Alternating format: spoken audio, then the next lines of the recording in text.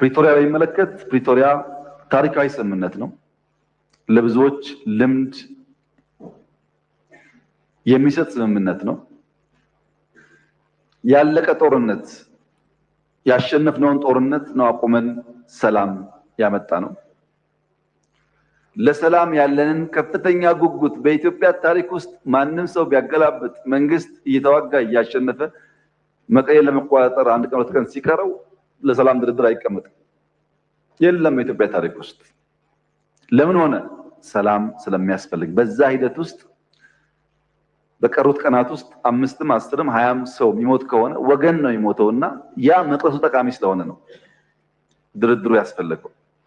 ድርድሩም በጣም ከፍተኛ ጠቀሜታዎች አምጥቷል። ባለፉት 2 ዓመታት ምንም አይነት ውጊያ አልነበረም። ትልቅ ነገር ነው።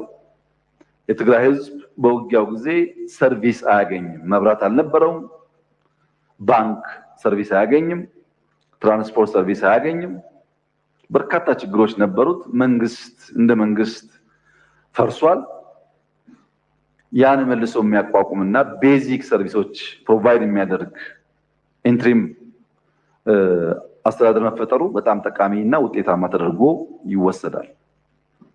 ያም ሆኖ በስምምነቱ መሰረት የሚጠበቁ በበቂ ያልተፈጸሙ ጉዳዮች አሉ።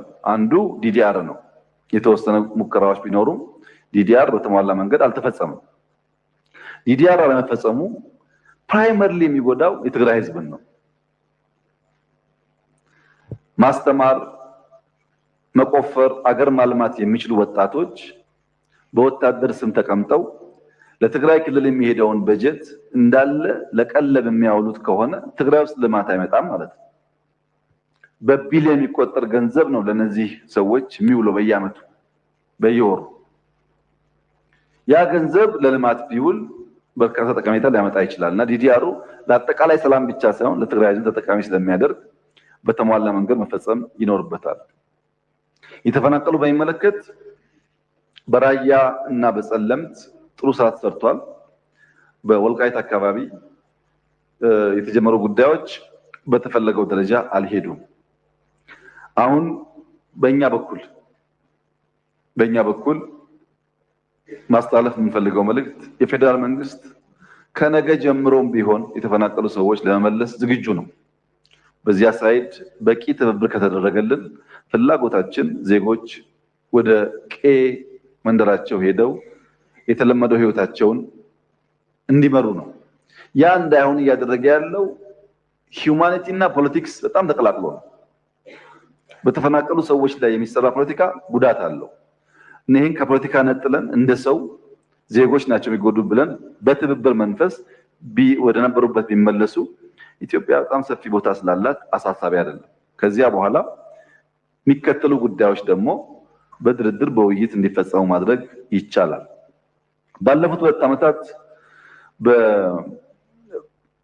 በፕሬዝዳንት ጌታቸው ረዳ በምክትል ፕሬዝዳንት ታደሰ ወረደና ጻድቃን ገብረትንሳኤ የሚመራው አድሚኒስትሬሽን 2 ዓመት ተጨማሪ ጦርነት እንዳይፈጠር 2 ዓመት ያሉ ጥያቄዎች በንግግር እንዲመለሱ ከፍተኛ ጥረት አድርገዋል።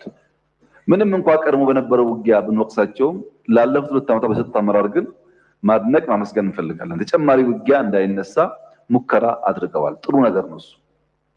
ያ የሰጠናቸው የ2 ዓመት ጊዜ አልቋል። አሁን ስላለቀ የህግ ማሻሻያ የሚፈልግ ጉዳይ አለ። ተጨማሪ ጊዜ ስለሚጠይቅ ህግ መሻሻል አለበት። ህግ ሲሻሻል ደግሞ እስካሁን የነበረው አፈጻጸም መገምገም አለበት።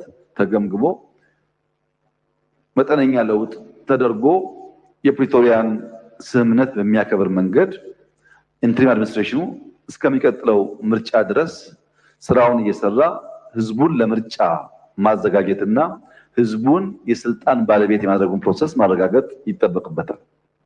ይሄን ለማድረግ ፕሬዝዳንት ጌታቸው እና ምክትል ፕሬዝዳንት ታደሰ ወረደ እንዲሁም ጻድቃን ገብረትንሳኤ ጋር ልዩ ውይይቶች ስናደርግ ቆይተን የተለያዩ ፕሮፖዛሎች ቀርበዋል። ከነሱ በተጨማሪ ከፓርቲዎች ጋር ከቲፒኤልኤፍም ከሌሎች ፓርቲዎች ጋር ንግግሮች እያደረግን ነው። በዚህ ንግግር መሰረት ህግ አሻሽለን ለሚቀጥለው 1 ዓመት መጠነኛ ማሻሻያ አድርገን ኢንትሪም አድሚኒስትሬሽን ይቀጥላል የሚል እምነት ነው በእኛ በኩል ያለው። ሲቀጥል በግለሰቦች ደረጃ ለውጥ ሊካሄድ ይችላል። ግለሰቦች ሊቀያየሩ ይችላሉ። የነበረው ስራ ተገምግሞ በጠንካራ ጎናቸው ተሞግሰው በደካማ ጎናቸው ተወቅሰው የሚቀያየሩ ግለሰቦች ሊኖሩ ይችላሉ። የትግራይ ህዝብ ጦርነት እንደማይፈልግ እኔም ሳወያያቸው በልዩ ልዩ መንገድ ገልጸዋል። ጦርነት ለትግራይ ከእንግዲህ አያስፈልግም። ማንኛውም ጉዳይ ካለ በንግግር በውይይት መፍታት ይቻላል። ትግራይ መላ ኢትዮጵያ ጦርነት አይፈልግም፣ አይፈጠርም ብዬም ተስፋ አደርጋለሁ።